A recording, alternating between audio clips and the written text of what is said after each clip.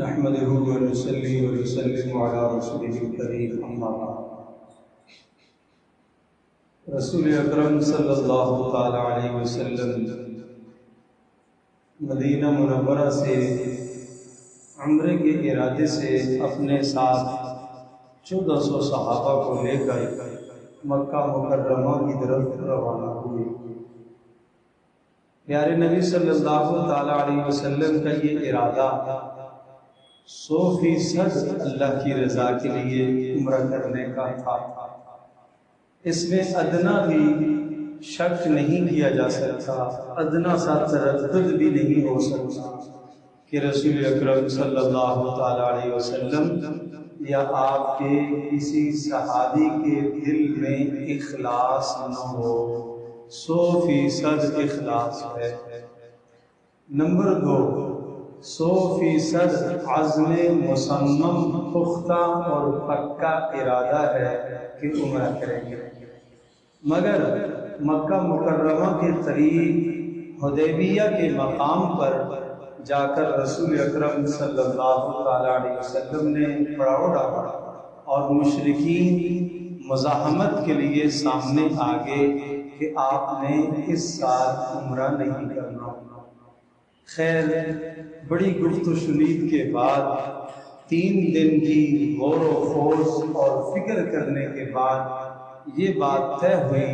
پیارے رسول صلی اللہ علیہ وسلم نے اپنے اصحاب کو یہ حکم دیا کہ تمام کے تمام اپنے احرام کو کھول دو اور جانور ذبح کر کے احرام کو کھول لو، اور اس سال ہمارا عمرہ نہیں ہوگا، اگلے سال ہم عمرہ کریں۔ میں نے عرض کیا کہ رسول اللہ صلی اللہ علیہ وسلم کا ارادہ 100% اخلاص کے ساتھ تھا۔ نمبر 2، پیارے رسول صلی اللہ علیہ وسلم کا ارادہ 100% پختہ اور عزم مصمم تھا۔ اس کے باوجود بھی اللہ کی طرف سے فیصلہ یہ ہو گیا اس سال آپ عمرہ نہیں کریں گے، اگلے سال۔ اس سے یہ پتہ چلتا ہے کہ انسان ایک اپنا ارادہ کرتا ہے اور اس ارادے میں وہ مخلص بھی ہوتا ہے، پختہ اور پکا بھی ارادہ کرتا ہے، پھر بھی اللہ تبارک تعالیٰ کی قدرت بیچ میں حائل ہو جاتی ہے اور وہ کام انسان نہیں کر پاتا۔ جب وہ انسان کام نہیں کر پاتا، وہاں ہی سے اس انسان پر اللہ تبارک تعالیٰ کی معرفت کے دروازے کھلتے ہیں اور اپنی بے بسی اور بے کسی کا اظہار ہوتا ہے کہ میں عاجز ہوں، میں بے بس ہوں، اللہ کے فیصلے کے سامنے، اللہ کی تقدیر کے سامنے، اللہ کے ارادے کے سامنے میں بے بس ہوں۔ اس ارادے کو جو اللہ کا ارادہ ہے، اللہ کا ارادہ کیا تھا اس سال عمرہ نہیں کریں گے، مگر اس ارادے کو پورا کرنے کے لیے اسباب میں سے سبب بن گیا مشرکین کا مداخلت کرنا۔ اصل تو اللہ کا ارادہ ہے، اصل تو اللہ تبارک تعالیٰ کی جانب سے تقدیر کا یہ فیصلہ ہے کہ اس سال آپ بیت اللہ نہیں جا سکیں گے۔ مثال کے طور پر کوئی آدمی حج کا ارادہ کرتا ہے اور اس نے اپنی تمام کی تمام حج کی کارروائی مکمل کی ہوئی ہے، مگر حج کے وقت ایک شخص کیا ہو گیا، بیمار ہو گیا اور وہ حج کے لیے نہیں جا سکا۔ تو اس کا مطلب کیا ہوا؟ اس کا مطلب یہ نہیں ہے کہ یہ محروم آدمی ہے، اس کا مطلب یہ ہے کہ اللہ کا کچھ اور فیصلہ ہے، اللہ کا کچھ اور فیصلہ ہے۔ آج ہی مجھے ایک صاحب نے ایک واقعہ سنایا اور بڑا پیارا واقعہ سنایا، اور انہوں نے یہ کہا کہ ایک ہماری ابا جان کی ایک فیکٹری تھی اور اس فیکٹری کے اندر جتنے بھی ملازمین تھے، والد صاحب نے یہ ہمیں نصیحت کی تھی کہ کسی ملازم کو نکالنا نہیں ہے۔ ان ملازموں سے جیسے ایک ملازم ایسا تھا جو چوری بھی کرتا تھا، جو بددیانت بھی تھا، جو خیانت بھی کرتا تھا، مگر والد صاحب کی جانب سے ہمیں وہ گویا کہ میراث میں ملا۔ پھر وہ کہتے ہیں کہ ہر سال ہم نے یہ ارادہ کیا کہ اپنی اس کمپنی میں سے ایک آدمی کو ہم حج کے لیے بھیجیں گے، قرآن اندازی کی، اسی صاحب کا نام آیا۔ پھر دوسری بار قرآن اس کا نام آیا، اس نے کہا بھائی مجھے تو نماز پڑھنی نہیں آتی تو میں حج میں جا کے خیر نہیں دیا۔ اگلے سال پھر قرآن اندازی کی، اسی کا نام آیا۔ پھر کہا بھائی چلو، کہنے لگا بھائی میں کیا کروں گا حج کر کے، مجھے تو کچھ بھی کرنا نہیں آتا۔ پھر تیسرے سال قرآن اندازی کی، پھر اسی کا نام آیا۔ پھر تیسرے سال میں دوسری بار قرآن اندازہ کی، پھر اسی کا نام، تیسری بار اسی کا نام، چوتھی بار اسی کا نام، پھر ایک پرچی خالی اس کے نام کی چھوڑی، پھر بھی اسی کا نام۔ تو سب نے اس کی محنت کی ہے کہ بھئی اللہ پاک آپ کو اپنے دربار پہ بلانا چاہتا ہے، لہذا تم اس کا ارادہ کر لو۔ اب وہ جو فیکٹری کے مالک تھے انہوں نے ایک مولوی صاحب کو ذمہ کیا اور کہ بھائی اس کو نماز سکھا دو، اس کو اسلام کے بنیادی احکام سکھا دو، یہ حج پر جا رہا ہے، حج کرنا اس کو سکھا دو۔ چنانچہ اللہ نے کیا کہ وہ حج پر چلا گیا اور وہاں بیت اللہ کے سامنے جا کے پہلی نماز کے لیے جب کھڑا ہوا، سجدے میں گیا تو اس کی روح پرواز کر گئی۔ اللہ نے اس کو وہاں بلانا تھا۔ اللہ کا کچھ ارادہ ایسا ہوتا ہے جو ہماری سمجھ سے بالاتر ہوتا ہے۔ پھر اس کی اہلیہ سے پوچھا گیا کہ اب اس کا کیا کریں بھائی، واپس لائیں یا یہیں دفن کریں؟ کہا جب اللہ نے اس کو اپنے پاس بلایا ہے تو وہیں دفن کرو، ادھر لانے کی کیا ضرورت ہے؟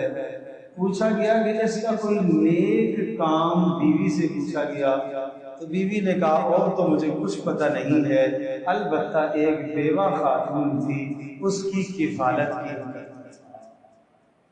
اور آخری بار جب حج کے لیے تیار ہوا تو اس نے یہ کہا کہ بھئی میرے حالات ایسے نہیں ہیں کہ میں حج کے لیے جا سکوں۔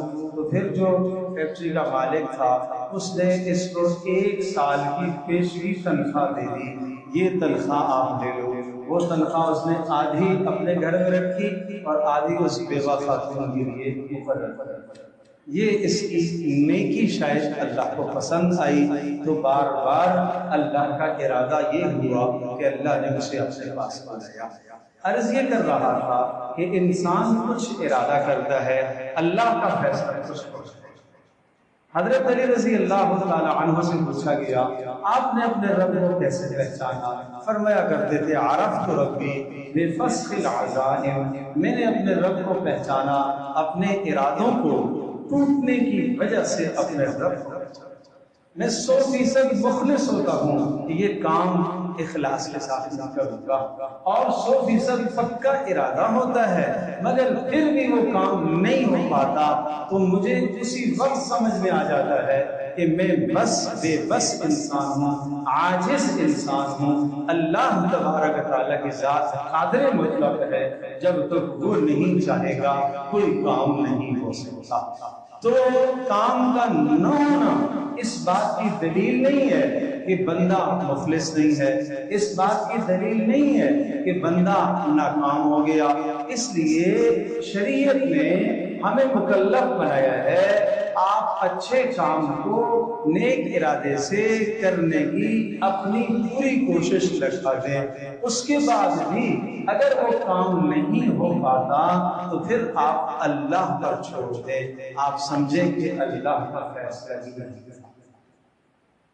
پھر اس سے یہ پتہ چلا کہ انسان کو بلا وجہ اپنے آپ کو تکلف میں، پریشانی میں، مشقت میں نہیں ڈالنا چاہیے۔ رسول اللہ صلی اللہ علیہ وسلم نے یہ نہیں فرمایا نہیں جی ہم اسی سال ہی عمرہ کریں گے، ابھی نہیں اسی سال ہی کریں گے، چاہے ہمیں لڑنا پڑ جائے، مرنا پڑ جائے، اسی سال ہی عمرہ کریں گے۔ آپ واپس ہو گئے، آپ نے اپنے ساتھیوں کی قیمتی جانوں کو محفوظ کر لیا، آپ نے بچا لیا، اور ہمیں ایک سبق سکھایا کہ جو اپنی طرف سے آپ نے پورا ارادہ کیا، پورا عزم کیا اور پختہ ارادہ کیا، اس کے بعد بھی اگر اللہ کی طرف سے فیصلہ نہ ہوا اس کام کا تو اس کام کو اللہ پر چھوڑو۔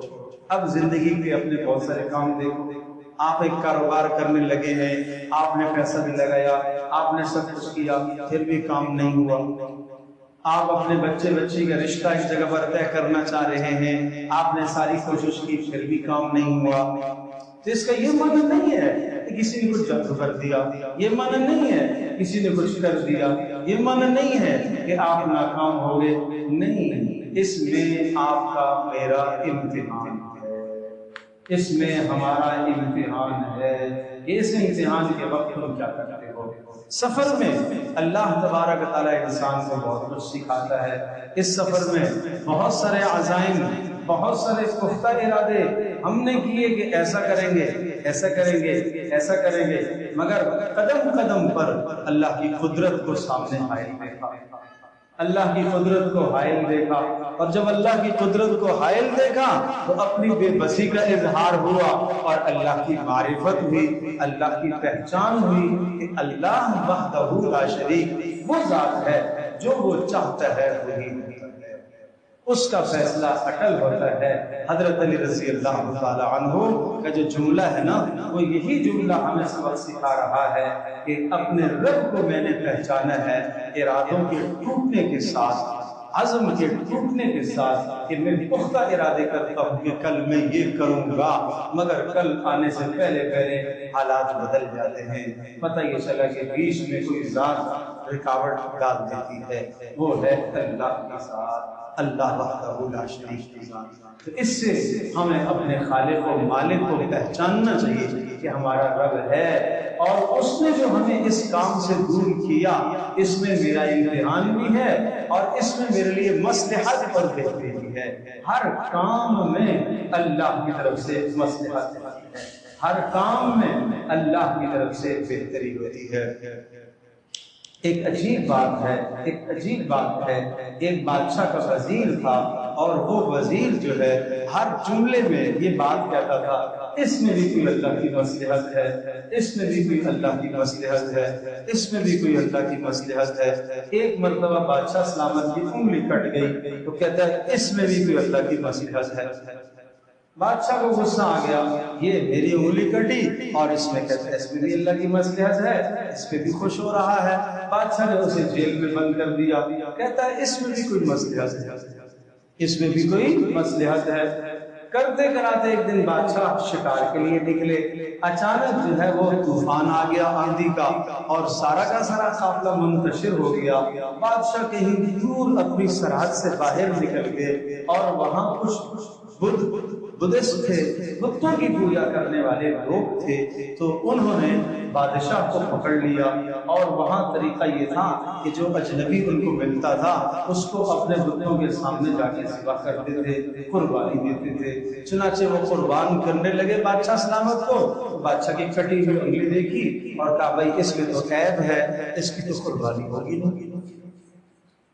بادشاہ کی جان بچ گئی، اس کی تو قربانی ہوگی نہیں، تو بادشاہ کی جان بچ گئی۔ تو اب جناب بادشاہ سلامت خیر عافیت سے اپنے واپس آگے، اور اپنے محل میں پھر اس وزیر کو بلایا، آزاد کیا، کہا اب تم بتاؤ کہ تم جو جیل میں گئے ہو، تم نے یہ کہا کہ اس میں بھی کوئی مصلحت ہے، اس میں کیا مصلحت ہے؟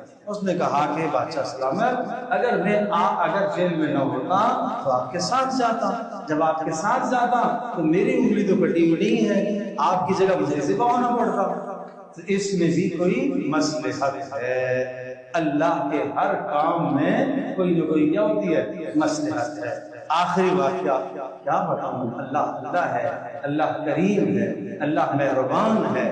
ایک شخص جو ہے سمندری سفر کر رہا تھا، سفر کے دوران کشتی ٹوٹ گئی، طوفان آ گیا، سب کے سب دائیں بائیں منتشر ہو گئے، اور ایک آدمی کسی جزیرے میں جا کے کنارے لگا، اور وہاں جزیرے میں جناب اس نے کیا کیا، چھوٹا سا جزیرہ تھا، وہاں اس نے اپنا جھونپڑا بنایا اور وہاں ہی وہ زندگی بسر کرنے لگا۔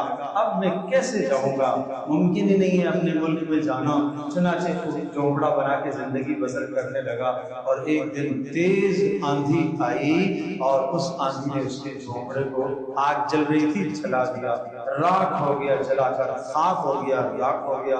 وہ کہتا ہے اس میں بھی اللہ کی مصلحت ہے، دور سے آگ جلتی ہوئی دور سے ایک کشتی گزر رہی تھی، اس نے دیکھا کہ وہ جزیرے میں آگ جل رہی ہے، شاید یہاں کوئی آبادی ہے، وہ ادھر آگے، اور انہوں نے آ کر جب دیکھا تو ایک اکیلا انسان، اب اس ایک اکیلے انسان کو انہوں نے کشتی پر بٹھایا اور جناب اس کو آبادی کی طرف لے گئے۔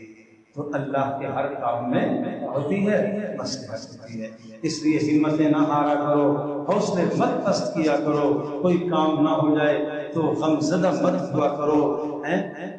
فرمایا یہ اس لیے ہے کہ تاکہ اللہ کی نعمت پر اطراحت نہ پیدا ہو جائے، اور جو تم سے چیز فوت ہو گئی ہے اور جو تمہاری مصلحت چھوٹ گئی ہے اس پر تاکہ تم غمگین نہ ہو۔ یہ اللہ کی مصلحتیں ہیں، اللہ کے فیصلے ہیں، اللہ تبارک و تعالی ہمیں سمجھنے کی توفیق عطا فرمائے۔ الحمد للہ رب العالمین والصلاة والسلام علی سید الانبیاء والمرسلین وعلی آلہ وصحبہ وامتہ اجمعین۔ اللہم انا نسألک الہدی والتقی والعفاف والغنی، اللہم استر عوراتنا وآمن روعاتنا، یا حی یا قیوم برحمتک نستغیث۔ اے اللہ اپنی ذات عالی کے اوپر ہمیں کامل یقین نصیب فرما، اپنی ذات عالی پر ہمیں کامل بھروسہ عطا فرما۔ اے اللہ اپنے فیصلوں پر ہمیں راضی رہنے کی توفیق عطا فرما، اپنی تقدیر پر ہمیں راضی رہنے کی توفیق عطا فرما۔ اے اللہ ہمیں ہمیشہ اپنی بے بسی، بے کسی، اے اللہ اپنی مجبوری، اپنی عجز کو اے اللہ ہمیں اپنے سامنے رکھ کر زندگی گزارنے کی توفیق عطا فرما۔ اے اللہ تیری طاقت، تیری قوت، تیرا فیصلہ اے اللہ سب سے قوی تر ہے، اے اللہ اس پر ہمیں ایمان رکھنے کی توفیق عطا فرما۔ اے اللہ محنت کرنے کے باوجود بھی اگر کوئی کام ہاتھ نہ آئے، اے اللہ اس موقع پر جو دل ٹوٹتا ہے، غم آتا ہے، اس غم سے ہماری حفاظت فرما۔ ایسے حالات میں اے اللہ ہمارے ایمان میں اے اللہ تازگی پیدا فرما، اے اللہ ہمارے ایمان میں رونقیں پیدا فرما، ایمان کی بہاریں ہمیں نصیب فرما۔ اے اللہ ہماری اس مجلس کو قبول فرما، سب شرکاء کی گناہوں کو معاف فرما۔ صلی اللہ علیہ وسلم۔